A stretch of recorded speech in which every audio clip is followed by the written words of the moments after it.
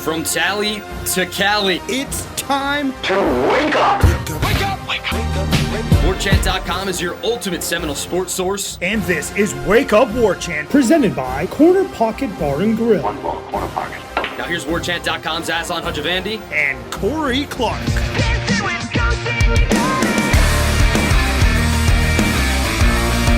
Wake up! What is up, everybody? It's Wake Up Warchant, presented by Corner Pocket Bar and Grill. Coming up on today's show, maybe some old news, but Corey and I back together talking about DJ Uiagalelei since news popped that he is now a Florida State Seminole.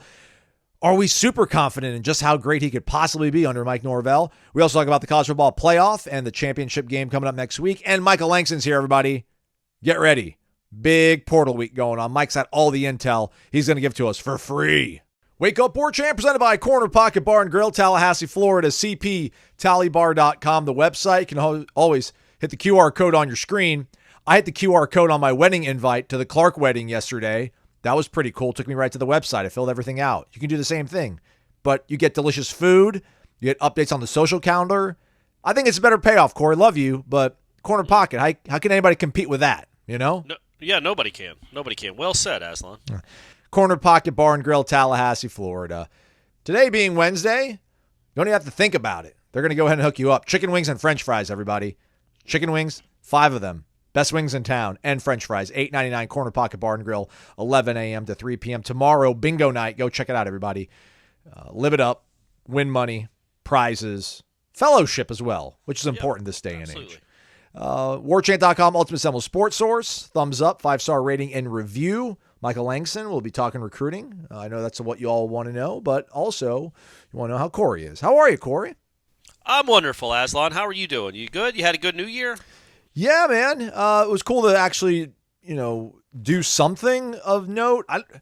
Since I've moved to Tallahassee, I think other than being in El Paso, and it was awesome because I got to hang out with Ira, because isn't Ira's birthday like New Year's Eve, or is it New Year's Eve? I think it's New Year's Eve, yeah. Yeah, happy birthday, belated birthday to our guy, by the way. But yeah, we went out to some club bar in El Paso after the game, and that was kind of cool. But otherwise, man, like in Tallahassee, I don't know what people do in Tallahassee for New Year's Eve, but I've never really done anything. I was back home. It was cool. Got to hang out with a bunch of my buddies, do a little drinking, a little fellowship. Good for the soul. Got the year started off on the right foot. How was your house party? By the way, I could recognize a song that your drunk best friend played on the piano. Oh, good, man. Nice. Take My Breath Away. He learned that when we were 13 years old, I think, on the Casio SK1. Isn't that crazy how the brain works? And I bet he hadn't played it in 30 years. And there he was. He still remembered the little notes there. But, yeah, it was fun. We had a good time. Low-key but fun. Probably 25 people there, so not crazy. Wasn't 100. Just, watching the balls drop. Yeah. Touche. Touche.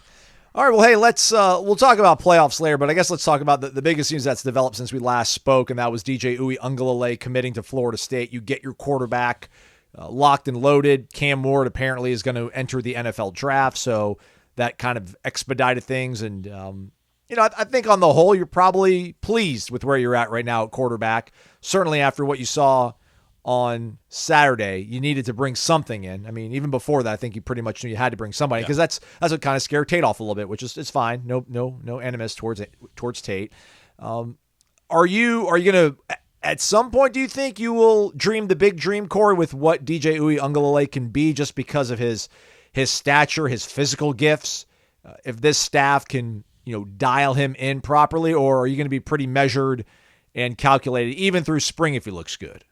Kudos on the pronunciation, by the way. I'm just showing off. You are showing off, but it's really well done. It's a good question, man. Look, we've seen enough of him. We saw him for 2 years, I guess technically 3 years at Clemson, but the 2 years that he was a starter, he was average at best. At Oregon State, he was good. Not great, but good. Certainly better than he had been at Clemson. And it's almost to the point, Aslan, I said this on the video I did with Tom after it was announced, it's almost like you can't hold it against people what they look like at Clemson. We're now with Klubnik, doesn't look like he's any better than he was his first year. You know what I mean? Right. Like they're not, something's going on. Something's lost. There's a stench on that offense where the quarterbacks just look bad since Trevor Lawrence left. Because remember, DJ looked really good when he filled in for Trevor Lawrence that year. Yeah, against Notre Dame, that COVID year, yeah. And then once he became the starter, it was like, ew, what's this? And then everybody was all excited about Klubnik, and it was like, oh, all right. And then clearly it's not the quarterback, it's the offense itself. So when he got away from that, he looked pretty good at Oregon State. And you think another year removed from the Clemson offense, another year of him improving and being better. So yeah, I'm not. You're taking. I guess I'd put it this way: he is not as good as Jordan Travis. You are taking a step down in quarterback play than you had last year, from what you had last year. But it's not as significant a step down as I think it was going to be if he wasn't on the roster. I think he is somewhere in the middle of what Jordan Travis was in what Brock Glenn would be in August of next year in Ireland. He's better than Brock Glenn would be in August, in my opinion. I think Brock Glenn has a chance. We talked about it on headlines. He has a chance to be pretty darn good, man. The strides he made. Again, it was a gross game. It was an awful game, but he showed you more in that game clearly than he did against Louisville. He stepped up in the pocket more. He threw with conviction. He made the throw to Portier is incredible. Made a couple of good reads and just bad throws, but he looked more the part. So he improved immensely, I thought. But I don't know that you could go into next year assuming what you saw. You know what, he played 2 full games, and the only touchdown Florida State scored in those 2 games was when a running back was at quarterback. So he still hasn't proven enough to be like, yep, let's hand him the reins. But I think maybe by November he'll be good enough that if something did happen to DJ, you wouldn't think twice about putting that kid. I just think he has a chance to be pretty darn good, but I think you needed a bridge. The floor is raised, right? Don't you think, with DJ at quarterback, the floor of what next season can be, if he's healthy, is because we have no idea, man. I think Brock Glenn is going to be good, but there is a scenario where next year's team wins 4 games. If you have a quarterback that can't take care of the ball, doesn't see it, whatever the case may be, if you have bad quarterback play, that floor is really, really low. I don't think you're going to have bad quarterback play with DJ. I think the worst you're going to have is pretty good. And pretty good raises the floor a good amount, in my opinion. Jordan Travis graded out at 83.1 in his passing grade on PFF. That was 19th best in the country. DJ graded out at 77.5. 34th in the country. So So top 25% of the quarterbacks. Yeah. And he's returning, so you hope that he gets a little bit better. I know it's a different system, but it's not what they run at Oregon State isn't far different than what Norvell runs. And he's again, man, he started 40 games in his college career. 40. He's accounted for 80 touchdowns. So that experience, I just don't think can be oversold. An experienced quarterback to go along with a lot of young guys. It just would have been really hard to have Hakeem Williams and Jacobs and Destin Hill and all these guys trying to find Landon Thomas at tight end, trying to find their roles with a quarterback who still didn't have his feet under him. DJ, even if he doesn't improve an iota from what he was at Oregon State, is a good enough player to make those guys better. And I just think it's a clearly an upgrade from what they were going to have next year. Doesn't mean that Brock Glenn won't be worlds better than DJ by the time he graduates. I just don't think redshirt freshman Brock Glenn is better than 24-year-old DJ. Yeah. And I'm not trying to pronounce the last name. Uiagalelei. Better that than just doing DJU. That's too lazy to me. Like, just either say DJ or try to go with his last name, But the DJU. Did I get it right there? Uiagalelei? Yeah, we'll take it. We'll accept it. That's acceptable. Family Feud would have given you the answer on it. Nice, good. Well, I mean, you spoke about, his seniority and how much football he's played. So, my kind of question here is, how do we judge what a 1-year quote-unquote rental can do? Do we need to look at college football history, or are we at a point where we almost have to look at what free agent acquisition does in the NFL? Because you think about the quarterbacks that have won national titles here lately in college football. I mean, if you look at the playoff right now, J.J. McCarthy's been in that system forever. Penix has been in that system forever. Now, I know he's only been to Washington for 2 years, but when he was at Indiana, Kalen DeBoer, who's now the head coach of Washington, was his OC there. That's a good distinction to make because people will be like, wait, he's a transfer. But, yeah, that's the system he was running. Stetson Bennett was at Georgia for several years as a transfer quarterback. Penix is also a transfer quarterback. Do you need to have a few years? Joe Burrow was in year 2, although it was year 1 with Joe Brady. Do you look at the fact that it's really hard to be a first-year transfer and do something incredible? Or do you look at like Matt Stafford with the Rams? I think year 1 ends up winning the Super Bowl for them. And I'm saying Tom Brady and DJ Uiagalelei in the same sentence, but not in terms of legacy. But, you bring in that one guy and you surround him with enough talent, you can possibly do. Are you is it more relevant to look at what's happening in college, or treat these kids like they really are like free agents and look how free agency can work in the NFL to help teams in 1 year? The problem with that, though, is you're comparing them to like the Tom Brady's and Matt Stafford's of the world. Tom Brady's the best that's ever done it. Stafford, I think, is a Hall of Famer. DJ isn't that. So it's hard to make that comparison. But yeah, I don't know off the top of my head guys that just transfer in for 1 year at this position what it typically looks like. I'm trying to rack my brain to think of any off the top of my head, and I don't. I do know when the kid came in from Houston, he really helped Miami. He gave them a lot of confidence. He stabilized that position. Is it Derek King? Is that his name? Correct. Yeah, obviously they're different type players, but he was nice for that team. He was a good addition for that team. And I think what you're looking at, I've been saying it now for a couple of months really, is that you just don't want to fall on your face after the greatness of 2023, save for the last game. You don't want to fall on your face. I think this makes falling on your face really, really hard. Like, he could be horrible.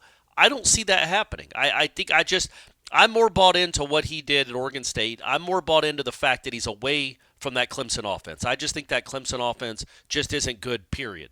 And no quarterback, apparently, unless you're a super-duper top 3 pick like Deshaun Watson and Trevor Lawrence would have been good these last 2 or 3 years in that offense. So I'm willing to think that he's a pretty darn good quarterback. Not great. I don't think he's as good as Cam Ward, but I think he's a nice safety quarterback. And yeah, I think that, again, I don't know. The ceiling is probably a little bit higher. I just keep coming back to the floor for me being much higher. And I also think he probably helps you in the portal. He's a big name. He was a 5-star quarterback. He's played a ton of football, a ton of big games. He's not going to be overwhelmed in the moment, clearly, but also other guys that might be wanting to come join this offense, I think you can sell DJ a little bit more than you can Brock Glenn. So I think that helps you a little bit too, that he is a big name. He is a guy that's been in this sport for a long time, and I think maybe a wide receiver or a running back or a tackle or somebody that's looking to finish their career on a good team with a good offense would be much more inclined to go join a team that has him at quarterback than an unproven kid like Brock Glenn. Yeah. What about Graham Mertz? In terms of like what 1 year did, because I don't know, maybe the expectations were so low for him, but he actually ended up being a pretty good quarterback for that team.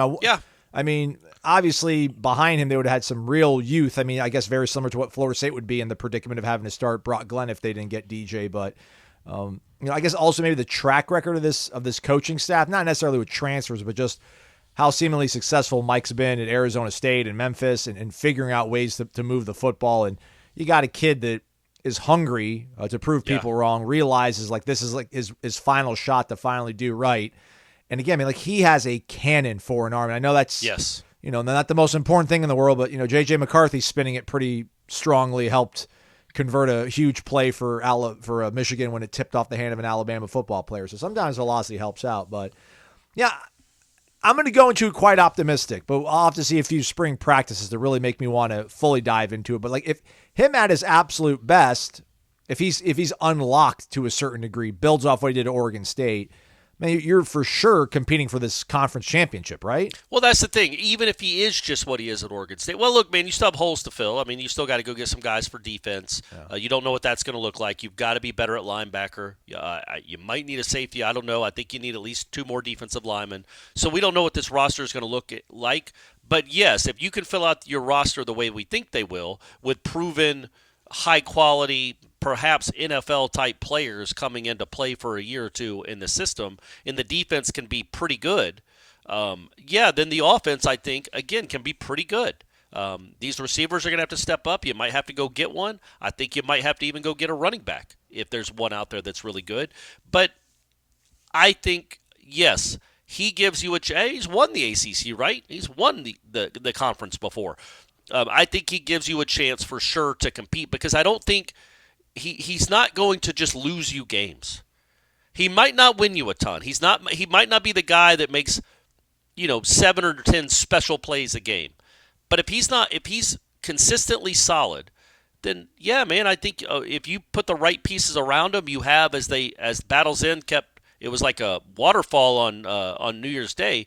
Yeah. The whole offensive line, essentially, the ones that we thought were going to be on the team, all announced that they were coming back. That helps. So you've got some continuity up front. And then now you've got a quarterback. So I do think that, yes, Florida State can be in a position with him if he plays well. And I don't mean well like he plays like Trevor Lawrence or even plays like Jordan Travis. I mean plays well like he played for Oregon State. If he can do that, if he can be that guy, then yeah, you absolutely have a chance to win, to at least get into the game. Heck, I was just thinking about this. The kid at Louisville, he wasn't by any means great. Jack Plummer? Plummer, yeah. No. Well, he got him to the ACC championship game. And he wasn't great shakes. No. And I think DJ's better than him. Yeah. So certainly you have a chance to be able to get to Charlotte with him at quarterback, depending on what other pieces you can put around him. And, man, I can't even imagine what it's going to be like when Clemson comes and he's playing against his former team. That's going to be unique. Wonder if Game Day will show up for that. They'll have the gall. They're not invited. They are not invited. They're not invited. Go to Auburn or Oxford. As if he needs to do anything else for this program. How cool was it, though, to read the reporting from Pete Thamel that apparently Jordan aided in this recruitment as well and really talked up Norvell and Tokars? Well, I'll be honest, I can't read Thamel because he blocked me a decade ago with good reason, but also had a good reason to be blocked. I wasn't being, I wasn't cussing at him or anything. They weren't vulgar. He was a jerk to a nice lady that was asking Lonnie Pryor a question at the Orange Bowl, and he made fun of her. So it made me mad, and I said as much, and then he blocked me. But anyway, yeah, man, that doesn't surprise you, does it? No. I talked about, again, another thing I talked about on the video, so I hope if you guys watch this, I'm kind of repeating myself. I hope that doesn't bother you too much. But who could appreciate what Florida State has become under Mike Norvell more than DJ? He was on that 2020 team that flew all the way to Tallahassee just to be told that they weren't playing. And he was probably preparing to play a lot in that game because they were going to beat Florida State by 80 if they wanted to. It would have looked, sincerely, a lot like the Orange Bowl, that Clemson team versus that Florida State team. So that's at least a week of him watching film, seeing how bad that Florida State team was, seeing what they were going to do to him, probably cracking jokes in team meetings about how bad Florida State was. Then the next year, he plays horribly, keeps Florida State in the game, and they pull away at the end. In 2022, he plays great and hangs on to beat Florida State. And then in 2023, he's in Corvallis, but he's watching what, that was the last loss. That was the last real loss they had, right? Was him. Yeah. He was the last quarterback to truly beat Florida State. And so for him to see that has to make him a believer. I know he's only going to be here for 10 months, so it is a rental. But he has to believe in Mike Norvell and this program, in the vision, because he's seen it from its infancy. He's seen it when it was at its absolute worst to now it's a place he'd want to go play for and was almost begging to play for. That's how much the program has grown, and don't you think he would appreciate it more than most, more than a Cam Ward even? Because he's seen how far it's come in 4 years. Yeah, and this is, I don't want to call it reclamation man, but to your point about just where they were, where they've been, and it's taking pieces that might have not been appreciated elsewhere and then maximizing their potential here. So, if you've got one last shot, why would you not want to spend it here? And also this conference that you have some familiarity with and realize that it's probably pretty manageable for you to move through it with some success here. So I'm stoked for that. What do you? I can't find any more. There it is. Apparently, a Florida State fan tweeted at DJ's father Said, welcome to Nole Nation, Big Dave. That's what he goes by on Twitter. Big Dave Uiagalelei. I think DJ's like Junior. That's where the DJ comes from, I think. But says, congrats. Welcome to Nole Nation, Big Dave. Congrats. P.S. Mateo would love it here, too. Mateo being like his wildly talented son who plays linebacker at Oregon. And Dad, 3 sunglass smiley emojis and a GIF of kind of a reaction of like, I mean, if the GIF had audio, I think it would sound like, Okay. I mean, I'll take a linebacker. We could use a linebacker, right, Corey? I think we could use a Absolutely. linebacker. Is he good? I don't know anything about him. Okay. Yes. All right. Nice. Yeah. Absolutely. If it's a package deal, by all means, make it happen. So just close the deal, guys. Close the deal. Let's get the combination here. Although, listen, I mean, it's Oregon, Dan Lanning. It's pretty good program to be around. So I'm not going to hold any grudges. But maybe he wants to play with his brother. Why not? Yeah. I should. Let me see what year he's draft eligible. Oh, yeah, no, he's got some time left. I figure if he's only got 1 year left himself, Mateo might want to ride out with his brother. I'm pretty sure he's like a true freshman this year. They graded out at 68.4. Started in the bowl game against Liberty. Had his best game of the year, too. So Okay. All right. something to keep an eye on. We'll ask Michael Langston about that later. VitaminEnergy.com, promo code WarChant BOGO. Buy one, get one free with that promo code, courtesy of our friends at Vitamin Energy that are Florida State alums, helping us out, helping you get your New Year's start off on the right foot. You know, it's tough, Christmas, and then, New Year's, the bowl game and stuff might be in a little bit of a rut with all that sort of stuff. So get out of it with a quick shot of 260 milligrams of all-natural caffeine. Nothing crazy, just caffeine. That's how it happens. The Mood Plus in my hand right now has also lemon balm extract, chamomile flower extract, passion flower extract, and valerian root. All this stuff puts you in a better mind frame. I mean, it's nutrients, it's brain food, it's vitamins, it's energy with benefits. Shake it and take it, vitaminenergy.com. Buy one, get one free. What's the promo code again, Corey? It slips my mind every now and then. It's Warchant BOGO, man. That's It right. is Warchant BOGO. There we go. That is right. Shake it and take it. 7 hours of energy. The world's first and only clinically proven energy shot. Stuff works. Give it a shot. VitaminEnergy.com. Again, promo code WarChant BOGO. How about the playoff, Corey? How about those games 2 days, I guess, ago as we dropped this for you folks on Wednesday? Sorry, again, I wanted to watch the game. Sorry, everybody.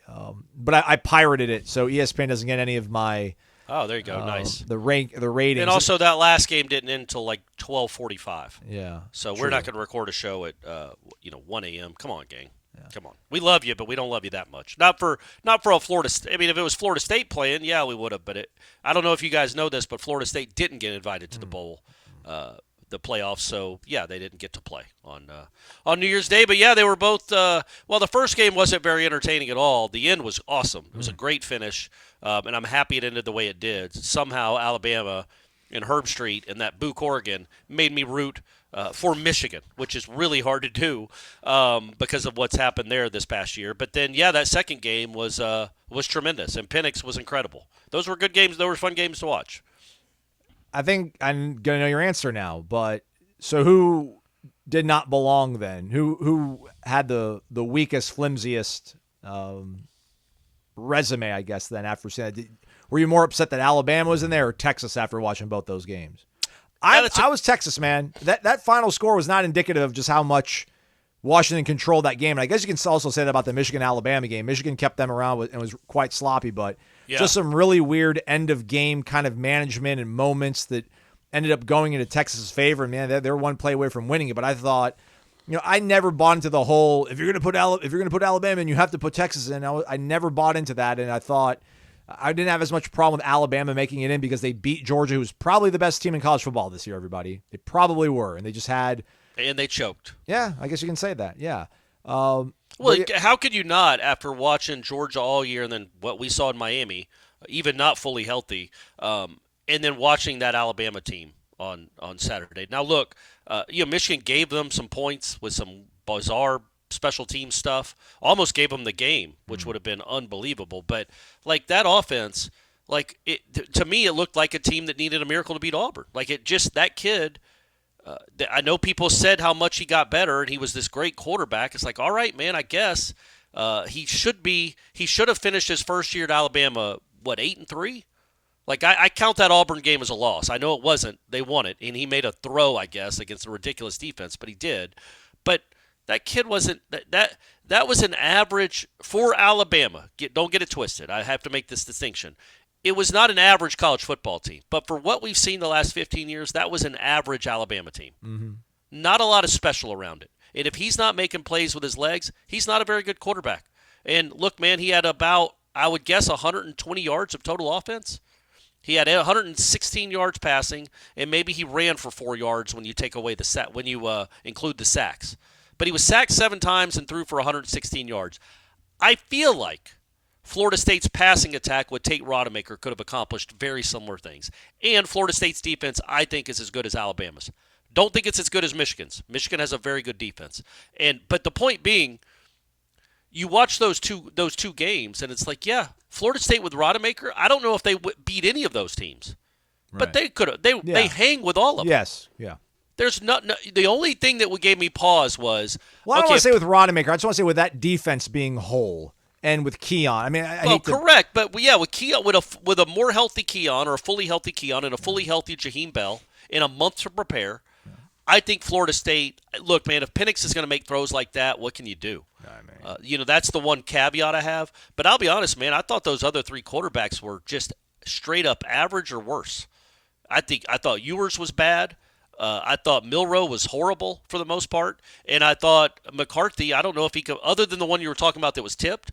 Yeah. I don't know that if he completed a pass that was thrown more than 15 yards downfield. No, what about the one? Didn't he? What about the double pass? Didn't he? The one he had to jump up. Now that was his best play. Yeah. Because he got smoked. That was crazy. Yeah. But yeah, like I wasn't impressed by him. Just because all his biggest plays, other than that one, were kind of dump offs that went somewhere. I mean, he just didn't throw the ball. He didn't even challenge that secondary. And they have very good corners. Alabama does, but guess what? Florida State has really good starting receivers, or did, and that would have been a tough matchup for those Alabama guys. So, look, I watching those 2 games, it just kind of made me madder because it's like, okay, yeah, if Florida State was playing Michigan in the Rose Bowl, I think the game plays out almost exactly how it played out. Like a defensive struggle. Both teams probably struggle to score a little bit. And then it comes down to maybe some special teams plays or a couple of just, that their running back for Michigan's very good. I think, I would probably think Michigan would beat Florida State, but I think it comes down to the final couple of drives, man, and that's what was so insulting about all of it. Like, you can't tell me that Alabama team was worlds better than Florida State.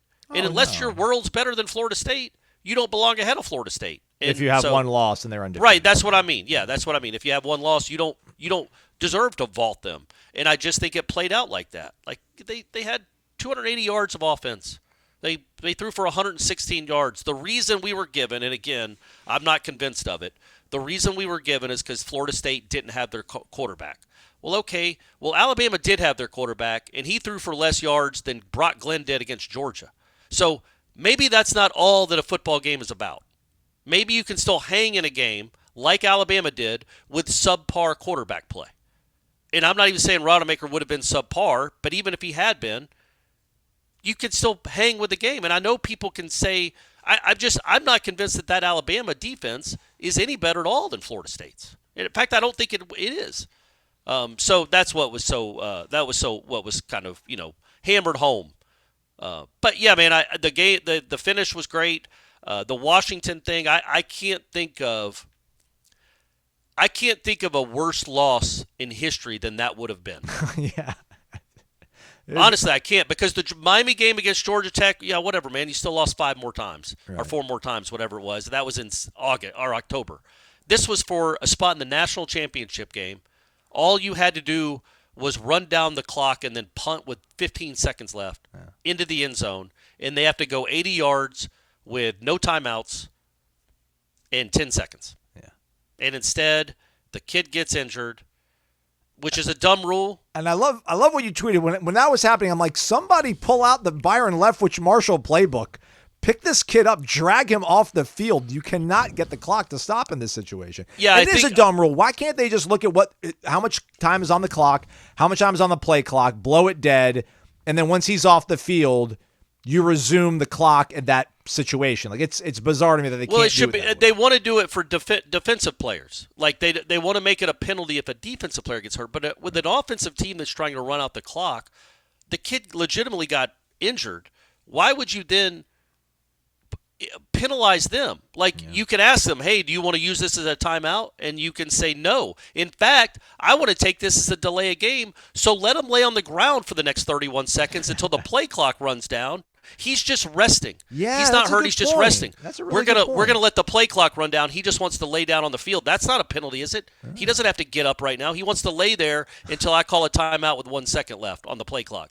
But that was asinine. It's an asinine rule. Yeah. It's a preposterous rule. But at the same time, you need to know the rule.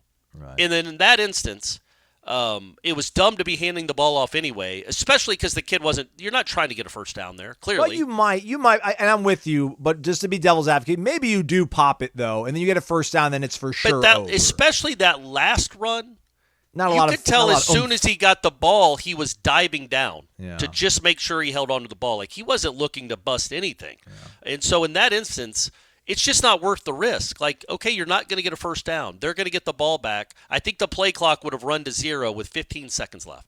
That's what the math I was doing in my head. And then, obviously, they got 50 seconds. So, yes, but the point being, I hope every coach in America, including the one that coaches at Florida State, and all of his players in a situation like this know, hey, man, if we've got the ball with a minute left and the other team doesn't have any timeouts and I hand you the ball, or if you get hurt at all, you hop your ass back up and stand there and do the Karate Kid pose with one leg in the air if you have to. Yeah. Don't put any pressure on it. Put your arms around your buddies. Roll off the field. Yeah, crawl. Like literally roll off the field. You cannot have them stop the clock. And I can't imagine being a Washington teammate at that moment if they would have lost that game and what I might have said to that running back. Like, dude, I know it hurt. You've got to get up, man. This is a tough man's game, and you're a tough kid. You run really hard. I know it hurt. You have to know the rules. The linemen have to go over there and pick him up and say, we're taking him off the field. Or he's fine. He's faking. He's funny. He's a jokester. He's a jokester, Mr. Ref. We're going to call a timeout with one. But that was crazy that they were going to lose a game on that stupid technicality. And I thought, again, I think that guy's clearly a fantastic coach. Yes. But that was a big miss to be running the ball at all in that spot when all you're going to punt anyway. Just try to punt with 15. Just take a knee. Let Penix run around a little bit. Who cares? Let him run him back 11 yards and then take a knee. Run some more clock that way, but you just can't hand the ball off because not only do you risk the turnover, but you risk your best running back getting hurt and might not play in the championship game now. And also don't do catch interference, snapper. I mean, good effort, but what were you doing? What were you doing? That was crazy. That then the kid made that brutal. That kid made that crazy catch. Yeah. It was a horrible punt, by the way. Maybe the snapper thought his punter might punt it more than 30 yards. Yeah. But he had to get it off because he was. He was just rushed. Yeah, he's like, just don't get it blocked. But with 50 seconds left, they probably didn't even rush like they normally would have because when they would have with 15 seconds left. But yeah, and then. How about Michigan almost losing that game because that punt returner at the 1 yard line? I mean, I said this on headlines, but what do you think he does? If that kid had fumbled that and they recover in the end zone to win the game, Alabama, there's no way that kid goes back to Ann Arbor. Oh, he's pulling out the Steve Bartman plan. I mean, I thought he pulls out the Ted Kaczynski plan and just lives in the woods. I don't think he's going to be violent and mail out bombs or anything. But I think he goes and lives off the woods and gets off the grid because holy moly, because he hadn't been returning punts the whole game. Yeah. They put him back there specifically because he was the more safe choice. He has returned punts this year, but in that game they were using 82, the freshman. Yeah. But in that moment they used 26, and he muffs it. Number one, he's calling for a fair catch at the 5. Yeah. Like, why? If the ball goes into the end zone, that gives you a better chance to go down the field. If you're going to catch the ball at the 5, don't fair catch it.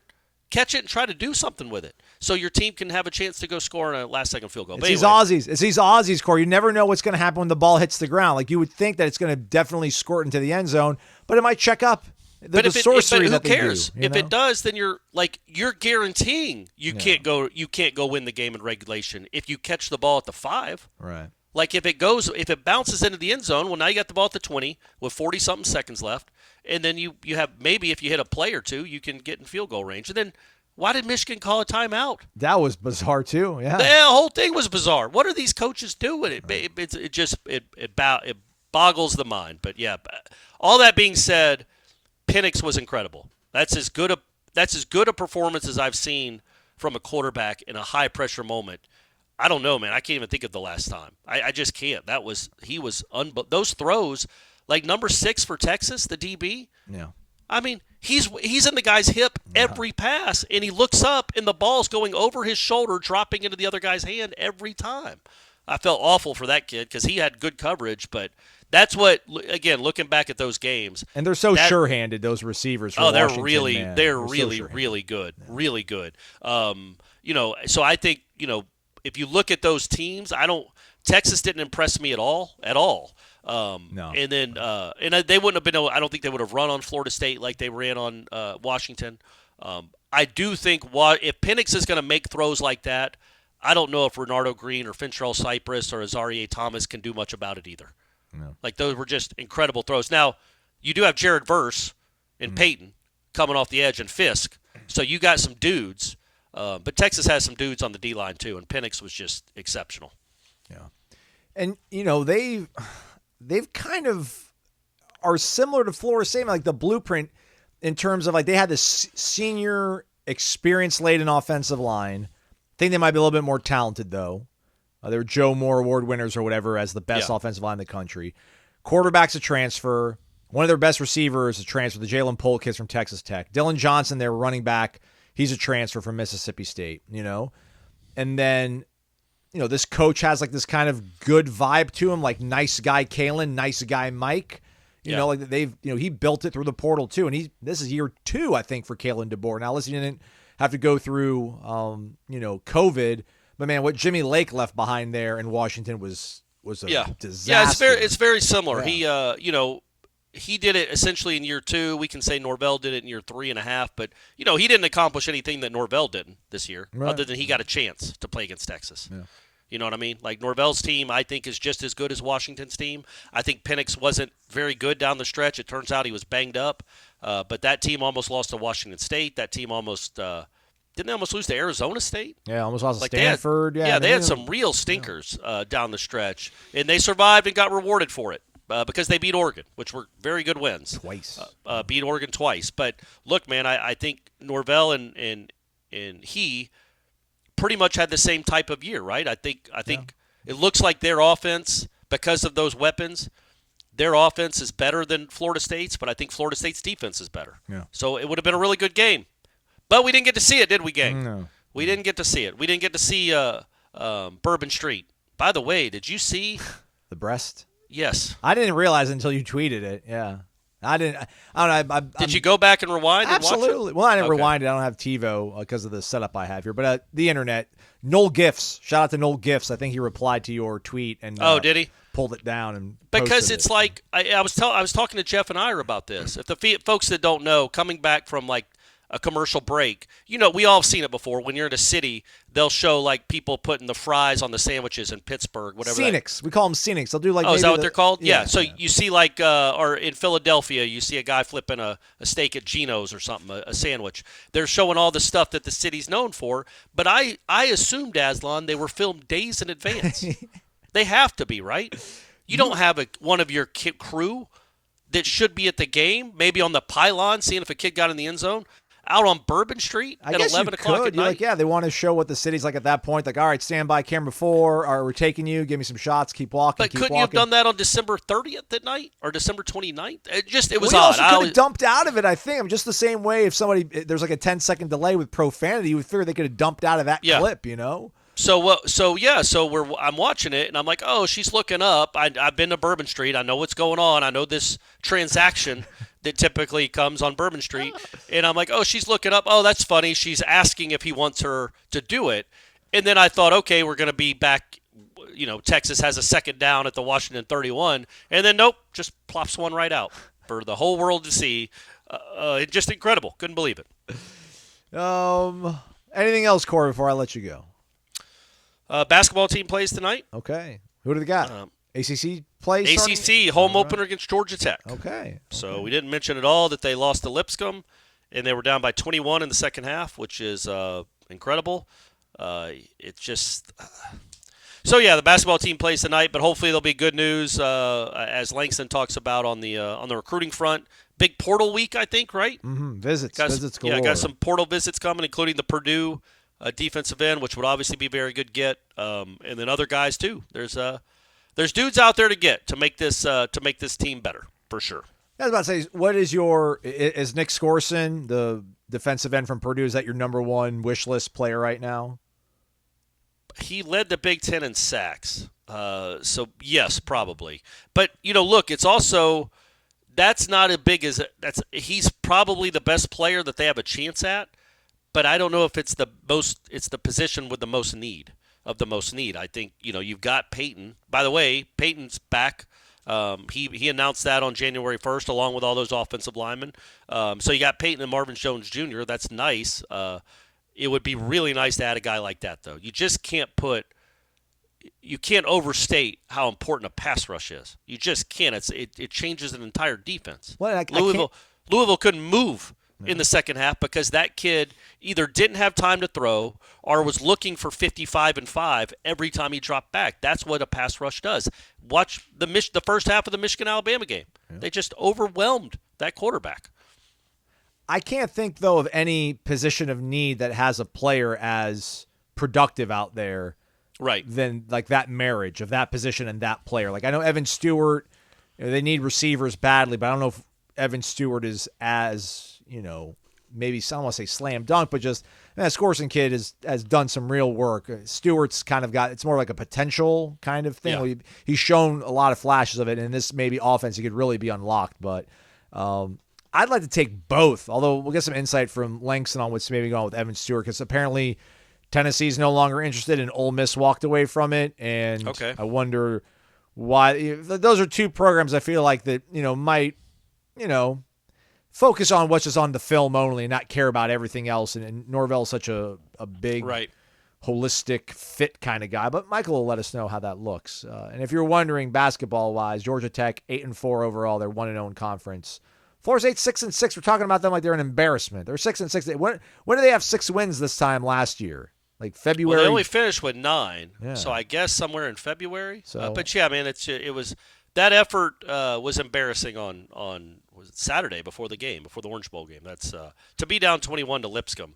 Not even a good Lipscomb team, Aslan. Not one of the classic Lipscomb teams that we grew up with. Is just not good. It's just they fought back. They got to within 3, so good for them. But it's not coming together like we kind of hoped it would. But hey, you know what? Go win the ACC and you get into the dance. So that's what, just like Florida State next year. Doesn't matter what you do against Florida. Doesn't matter what you do against. You play Notre Dame next year. Just go win the ACC and you're in the playoffs. Yeah. Lipscomb, they're the Bisons. North Dakota State, they're the Bisons, but they're not in the FCS National Championship. South Dakota State Jackrabbits are. They're taking on the Grizz on the 7th, which I think is that's Sunday then. MyBookie.ag's got the line for that one, as well as the National Championship in FBS football. Live betting, live casino. Promo code is Warchant. Gets you an instant cash deposit bonus. Montana getting 12.5. Don't want to go against my Grizzlies, but I just feel like that's probably going to get covered by South Dakota State. They've been pretty salty here this postseason. Kind of crazy, too. They got like 2 weeks off to prepare. I think for this game. We should do that maybe at some point. It's like the Super Bowl. Yeah, why not? Michigan, a 4.5-point favorite on Washington, 55.5 the total points. I'm feeling bullish. I feel like overish.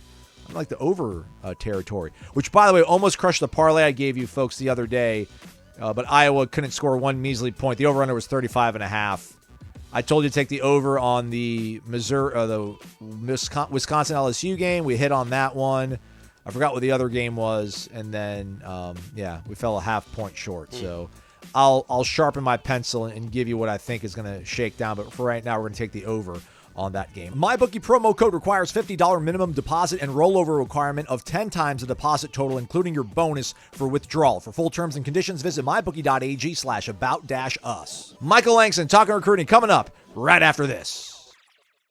As promised, Michael Langston, recruiting analyst for Warchant.com, joining us here. Busy times in the kingdom for Michael. How are you, buddy? I'm good, man. How are you? Good, man. Happy New Year. Happy New Year, too. Got quarterback. How about that? Yeah, so is it going to be a Happy New Year, Michael, for Florida State fans? The quarterback's down. Well, I don't want to say down. Like they've got that figured out for now, seemingly. A lot of important guys coming here, expecting some visits to be happening this week coming up here. Oh, yeah. Who's standing at the forefront in your mind right now of a guy that's going to probably be down in campus and a strong push and maybe a deal being closed? Well, I think the biggest one for me is Purdue defensive end Nick Skirton. He's the Big Ten leader in sacks. That certainly says a lot.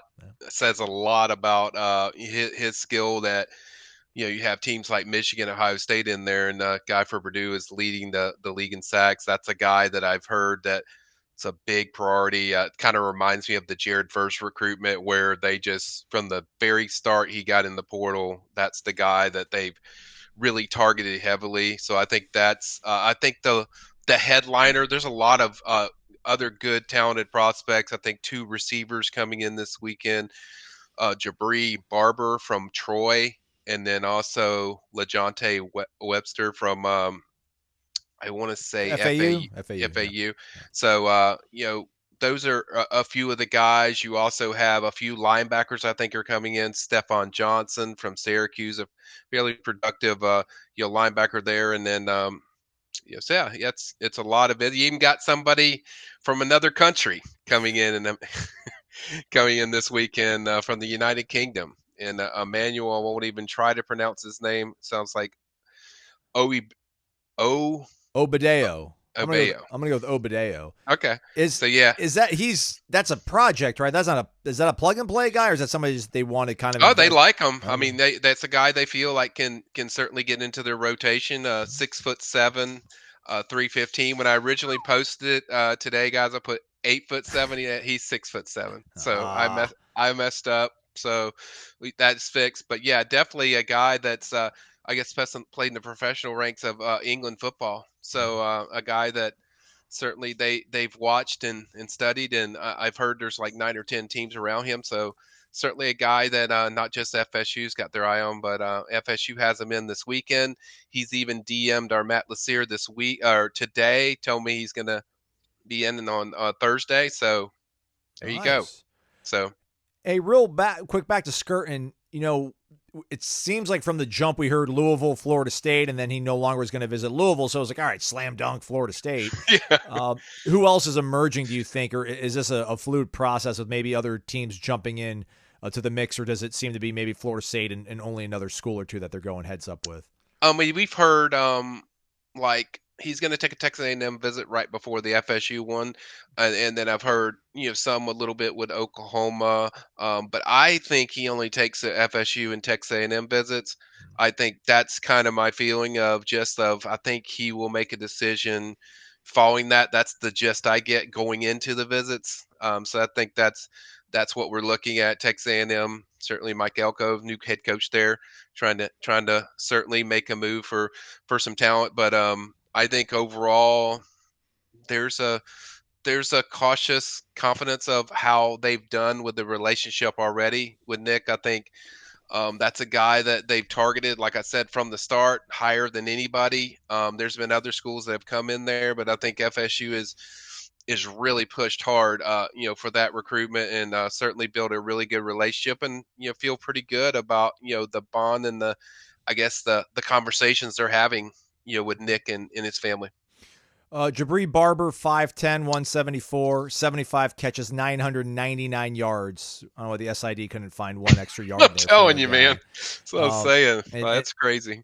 With 5 touchdowns. Meanwhile, LaJonte Webster, who's from Palmetto here in Florida, 108 catches, 1,168 yards, 8 touchdowns, 5'11", 167. So kind of similar bodies, frames. Is there one that you think is maybe prioritized in front of the other, or are they pretty evenly matched? I think it's pretty even. I think if one wanted to jump in, they would take one. I don't think they take both of those type receivers. So I think they would like a bigger receiver or a little bit of height on the next guy, whoever it is. Screenshot Evan Stewart, Texas A&M. But I think they would like a little more size with some of the guys. But I think they do want some electric playmakers. And you can kind of, ever since the DJU commitment, you kind of sense like they're building all this stuff around him. Going to get a running back. Sounds like they're going to get at least 2 receivers from the portal. Seems like they want experience to go along with the Hakeem Williams, the Vandrevius Jacobs, the Destin Hills, those guys to really just solidify that room and that offense for him. Get a great running back, like I said, and then also you have a talented tight end and returning in Morlock, and then you have Landon Thomas coming in as a freshman that could certainly get some really early playing time. And then the offensive line, I think they want to get a tackle and a center in this class for the portal. So it's definitely, you feel like everything's circling around to help DJ. And I'm not guaranteeing like DJ's going to be the guy. I'm just saying you can tell they're really circling all the talent to put around DJ, same way they did with Jordan. When Jordan eventually got the job, they started putting guys around him and just let Jordan run it. And I think that's kind of a similar feeling of what we're going on, whether it's DJ, Brock, or even some surprise in Luke. So I think the odds are stronger with DJ, but either way, they're making sure they're reloading with their offense. You mentioned Evan Stewart. I should have included him, obviously, in the wide receivers. I think I've seen reporting from On3 that Ole Miss and Tennessee are no longer in the mix. Okay. I mean, I did see a retweet that, he said wherever he goes, he hopes they're able to diagnose his injuries, whether it's physical or mental health, I just, is there, obviously Mike Norvell's never going to take a guy that doesn't fit what he needs, personality wise. What are you hearing about the sort of, I guess, the evaluations they're doing on him? Is it more on the field, or are they really trying to do some back channel investigation into kind of what his character is and what kind of kid he is? I think they always do back channel on the personality fit to inside the whether it's offense, defense, special teams, whatever. I think they want to make sure the makeup is still there. So I'm sure they're doing all that stuff. Now, I haven't heard that FSU is not going to pursue or anything like that. But it's something I think they're checking on. Now, I have latest I heard last night and this morning was that was a guy they're at least active with. I know the collective is active with. So usually when the collective's active, that's kind of a sign that that's a guy that they possibly want. But we'll see. Something develops. I'll certainly chime in. Say less, Michael. Say less. Appreciate it. Running back, is Jaquavius Marks still coming to visit? Jaquavius Marks, last time I checked, was expected. He's not on my list, set in stone list yet. But as I was told, I've got 9 guys on my list. You can go to PRB. You can read my nuggets I put up this afternoon. And then he's not on there yet, but I was told there could be 3 or 4 additions to what we already have with the 9 visitors. All this stuff is fluid because you're talking about transportation and transfers and how their schedule, does shift and change. So we'll certainly keep abreast of that of what, if anything develops, but he's not on there yet. But last I heard, the expectation was the plan was he was going to be there. Okay. But Jalen Lucas will be there. Thank you. Go on, Michael. Kick returner specialist, just a special teams demon is what I call him. He does everything. Shakai Douglas's younger brother. Interesting story with him was when he signed originally with Indiana, the day of National Signing Day, I think he talked with with FSU or somebody, and he was actually going to go to FSU, but he had already signed and he didn't know they had a spot. So he ended up going to Indiana, and then now, it's come full circle. Expected to visit, this week, and then I think our Matt Lasser is going to get up with him soon to have kind of a preview of the visit. But I do think this time FSU is going to make sure, in my opinion, that they get it done. That's certainly a coveted position. We know how valuable Keon Coleman was back there for FSU on special teams, and you have your punter returning, you have your kicker returning. So I think other thing is got to get your kick returners and punt returners, and I think this guy would fit everything with that. You can use him a lot in just wildcat, different formations, as we've seen with Ja'Kai. So I think he would definitely be a strong addition for FSU if they could get it done this week. All right, last thing on the way out, Michael, I know you already kind of hinted at it and actually explicitly kind of said it, but this isn't going to be a kind of a prudent, slow-moving, judicious replacement. I mean, they're going to be aggressive. There's an urgency into seeing just how good they were this past year in the portal and what that did, and they want to try to replicate it. I don't want to put too many words in your mouth there, but just what's the level of urgency you think in terms of like they want to get as close to a replacement as they can for Jared Verse or a Keon Coleman or Jaheim Bell, things like that. I think they want to fill their holes. I've said that wording most of these years, the last 2 years, and I think most part they're going to fill majority of them, if not all of them, based on the early intel. But yeah, there's some urgency to get this done. There's some urgency to get some receivers, to have experienced guys. There's urgency to get somebody to not so replace Verse, but get a guy that's extremely productive and can kind of come close to the production, maybe even better, as far as sacking. Let's go. If you can get the Scrouton kid. So I think it's really just reloading your roster and getting the fits that match everything what you already have. I think that's the important thing is people forget is it's not just about the talent, but it's also matching what you already have on your roster and kind of elevating their game to bring everyone together. And I mean, everything feels like, man, they're getting ready to, have some good additions as far as coming in this class. And it feels like Mike's reloading, what they usually do in the portal. And I think it feels like there's a storm coming of some additions coming to FSU that are really going to be beneficial with going into that 2024 season. Michael's got all the names. He's got all the dates. There's guys dropping in today and through Thursday. There's guys dropping in Thursday to Friday. It's going to be a busy week. Stay connected to warchant.com, the premium recruiting board. Michael and Matt got you covered. Michael, I know you're busy. As always, though, man, we appreciate you taking time out and letting us know what's going on. Anytime. For Michael Langston and Corey Clark, I'm Azon Hajimani. Thank you for listening to Wake Up Warchant, presented by Corner Pocket Bar and Grill. Jeff Cameron Show coming up 1 to 3 o'clock. Again, stay connected to warchant.com, the ultimate Seminole sports source.